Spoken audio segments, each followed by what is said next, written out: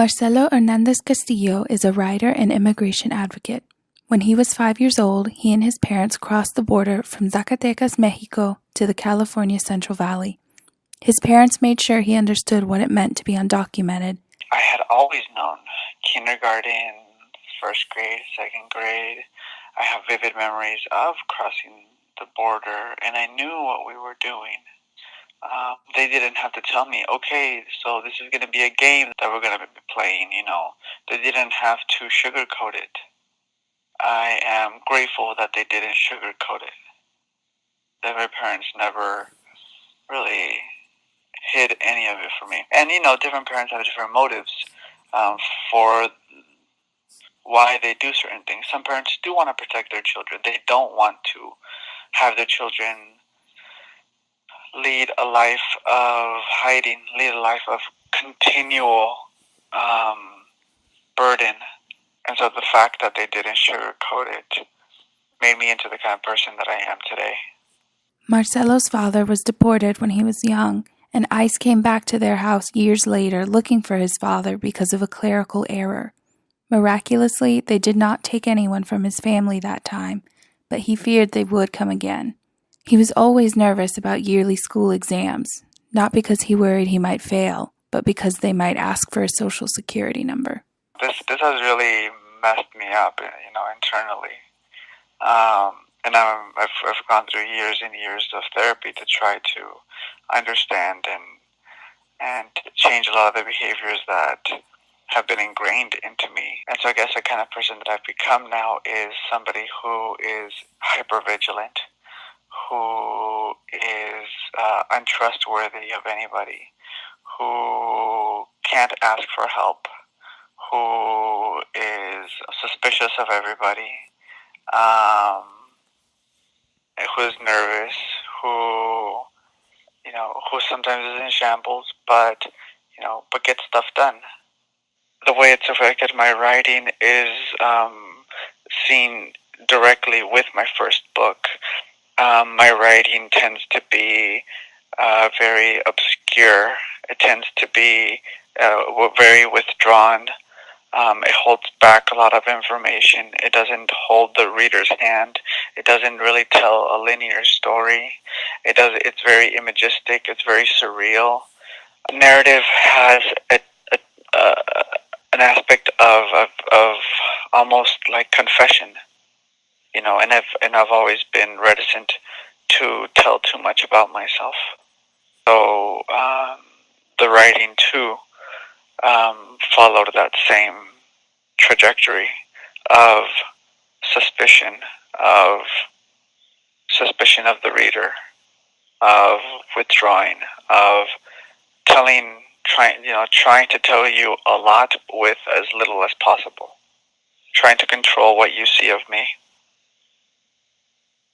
That suspicion translated to poetry, where the surreal and aloof have a home. Marcelo's first poem, however, was not about immigration. It was a love poem. There was a girl named Ruby at school, and he wrote her a poem to express his feelings. It was really exhilarating too. I think because I knew that I was good at it, and I didn't have really any interest. I was just really a mopey teenager. I wasn't really, I didn't listen to music even.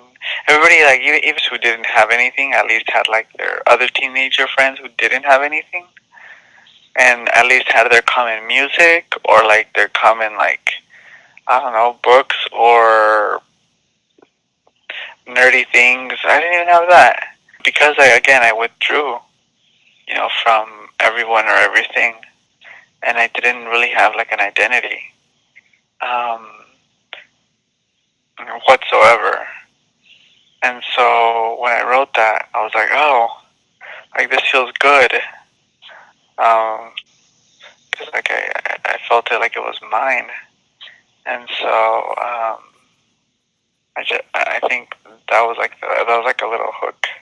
After working 2 jobs throughout undergrad to afford tuition, Marcelo wanted to pursue poetry and writing further. He applied to 2 graduate programs because the schools did not require GRE scores, a test that requires a social security number. The University of Michigan accepted him and offered a full scholarship for the first year, but told him he had to defer the remainder of the program if he could not get a social.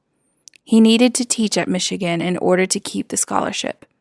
DACA passed at exactly the right time for Marcelo to stay in the program. April of 2013 is when we need a social, and it was fall of 2012 when DACA passed. And I was one of the first ones, like, in line, literally, with my paperwork filled out by my lawyer, signed, and, like, as soon as, like, the first day to send in DACA, I submitted it. Everything just fell in place right there in those few months, that when I needed it, that's when, that window opened up right there. And I was able to continue with my program on DACA. And I finished and graduated and was able to get the third-year postgraduate fellowship and go on to publish my book, the chapbook there at Northwestern, and then the full length afterwards with BOA. And now my memoir with HarperCollins. And now I'm teaching, at an MFA program. I don't think it would have been possible if I would have had to defer. I think I would have just given up. He was the first undocumented student to graduate from Michigan's Helen Zell Writers Program. It worked out for Marcelo, but only out of luck. It feels like those who are in DACA right now are pawns. Like they're disposable, like they're commodity, like they're a literal commodity by both Democrats and Republicans. Like they are merchandise to be bought and sold, traded. For me, it's just this roller coaster of up and down, that I think is causing a lot of turmoil, internal turmoil. This strain is a specific kind of trauma and pain that is irreversible, where you think your life is suddenly going to be torn, then it's not, and then it's going to be torn, and then it's not, and it's torn, and then it's not. This sudden upheaval, and then sudden reprieve.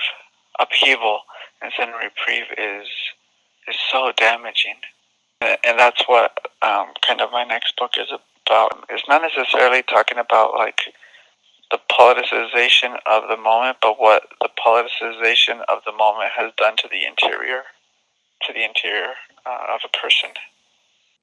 To ease some of that strain, in 2015, Marcelo and some of his fellow undocumented poet friends started UndocuPoets, a campaign to end citizenship barriers in the literary world. They wrote an open letter which resulted in the elimination of the citizenship requirement for 10 major first book poetry contests and continue their work through an UndocuPoets fellowship and other fundraising efforts. It's basically,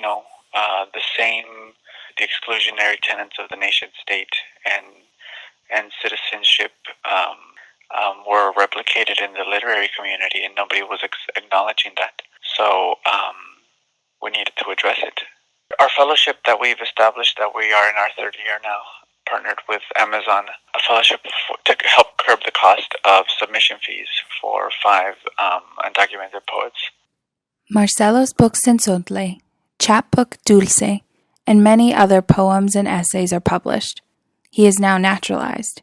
He has a 1-year-old son with his wife, the woman for whom he wrote his first poem. In raising his son, Marcelo plans to relay his story of immigration a little differently. I'm going to tell him everything. I'm going to illuminate him on, what we've been through, and I'm going to tell him in a different way than I think my mother told us. I'm going to tell him the why. I'm going to tell him like the structural barriers that we faced. Like, this wasn't our fault.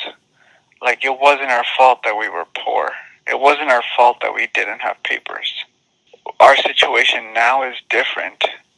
To know how he fits in this puzzle. Him as a citizen of this country. His mom as a naturalized citizen. His dad as a permanent resident and a citizen of Mexico. Marcelo's memoir, Children of the Land, is forthcoming from HarperCollins in 2020.